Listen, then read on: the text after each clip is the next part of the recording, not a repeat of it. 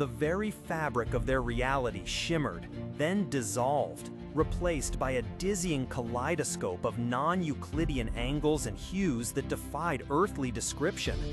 One moment, Captain America was overseeing a training exercise. The next, the entire roster of the Avengers, Iron Man, Thor, Hulk, Giant Man, and the Wasp, found themselves adrift in a void, their senses assaulted by a silence deeper than space. They had been plucked from their world, not by a foe they recognized, but by something far more profound and disorienting. Before they could fully regain their bearings, a familiar, imposing figure materialized before them, Kang the Conqueror. Yet this was not the Kang they knew, arrogant and supremely confident.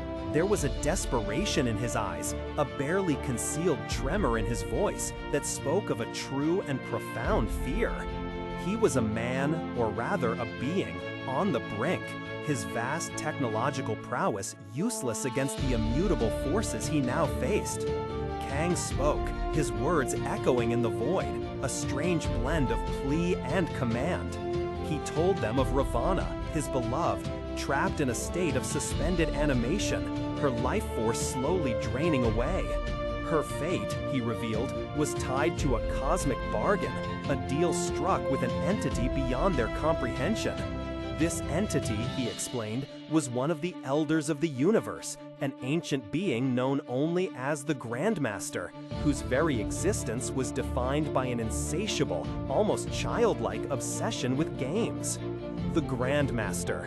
Imagine a being whose antiquity predates the stars, whose power rivals the fundamental forces of creation, yet who finds his ultimate satisfaction in the thrill of competition. He is a connoisseur of contests, a master of strategy, who views sentient life, entire civilizations even, as nothing more than pieces on his vast cosmic chessboard. For him, life and death are mere stakes in a game, and the universe an arena. Kang, in a desperate gamble to save Ravonna, had approached this elder, offering Earth itself as the prize in a game that would decide her fate. The terms of the game were simple, yet terrifyingly complex in their execution. Kang would gather champions, a team to represent his interests, and by extension, Ravonna's life and Earth's existence. The Grandmaster, for his part, would create an opposing force, drawing from the multiverse, selecting beings whose powers mirrored those of Kang's chosen champions. The Avengers, unbeknownst to them until this very moment, were Kang's unwilling pawns. And so, from the swirling cosmic ether, the Grandmaster unveiled his creations, the Squadron Sinister. A chillingly familiar sight, yet subtly twisted. There was Hyperion, a being of immense strength and cosmic power, echoing Thor and Hulk. Nighthawk, a tactical genius and skilled fighter, reminiscent of Captain America. Dr. Spectrum, wielding a power prism that could generate energy constructs, a dark reflection of Iron Man. And Whizzer, a blur of superhuman speed, an unsettling parallel to the Wasp and Giant Man's agility despite their size. They were formidable, ruthless, and utterly loyal to the Grandmaster's will. The battleground materialized around them, a sprawling alien landscape, shifting and morphing, designed to test every aspect of their abilities.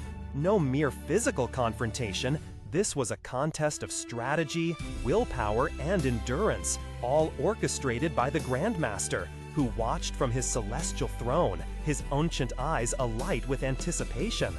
The Avengers, initially bewildered by Kang's desperate plea and the sudden emergence of their doppelgangers, quickly understood the gravity of their situation. This wasn't just about protecting their world, it was about saving a life, even if that life belonged to the love of their relentless enemy. Iron Man's intellect raced, calculating probabilities. Captain America's tactical mind sought weaknesses. Thor's thunderous might met Hyperion's cosmic energy. Hulk's rage found its match in raw power, and Giant Man and the Wasp, though physically smaller against their foes, used their ingenuity and teamwork to great effect. Each clash was a spectacle, a cosmic ballet of power and strategy. Nighthawk matched Captain America blow for blow, his dark wings a stark contrast to the Captain's vibrant shield. Dr. Spectrum's energy blasts challenged Iron Man's advanced armor. The sheer speed of Whizzer forced Giant Man to adapt and innovate, while Wasp darted in, a stinging distraction. The Avengers fought not just with their strength, but with their unity, their understanding of each other, and their inherent goodness, qualities the Grandmaster's manufactured villains lacked. It was a grueling struggle, pushing the Avengers to their absolute limits. But as the battle wore on, a crucial difference emerged. The Squadron Sinister, for all their power, lacked true purpose beyond the game itself. The Avengers, however, were fighting for something real, something tangible, a life, a planet, their very ideals. This deeper motivation, this unwavering resolve, ultimately tipped the scales. In a final, decisive surge of coordinated effort, the Avengers overcame their formidable opponents. As the last of the Squadron Sinister fell, dissolving back into the cosmic energy from which they were formed, a triumphant roar erupted from Kang, quickly stifled as the Grandmaster's gaze turned to him. The game was over. Ravana's life was spared. Earth was safe. Kang, ever the pragmatist, made his swift, unceremonious escape, knowing he had pushed his luck. The Grandmaster, however, did not express frustration or defeat. Instead, a slow, knowing smile spread across his ancient face. He had witnessed something truly captivating. A team of mortals, united by courage and a shared sense of justice, who had bested his carefully constructed champions. He had found new, intriguing players for his cosmic stage. This first deadly game, forced upon Kang's desperation, marked not an end, but a beginning. It introduced them to a universe far vaster and infinitely more dangerous than they had ever imagined, where an elder of the universe found entertainment in their struggles. It was a cosmic contest that would, indeed, echo throughout their storied history, a recurring nightmare of deadly games and impossible stakes. This initial encounter with the Grandmaster was a profound awakening for the Avengers.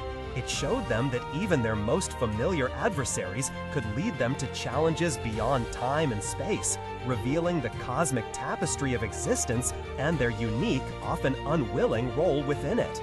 What do you think about this pivotal moment in Avengers history? Did Kang make the right choice, or was he simply too desperate? Share your thoughts in the comments below. And if you enjoyed this journey into the Marvel cosmos, consider subscribing for more tales from the vast and wonderful world of comic books. Until next time, keep exploring the stories that shape our imagination.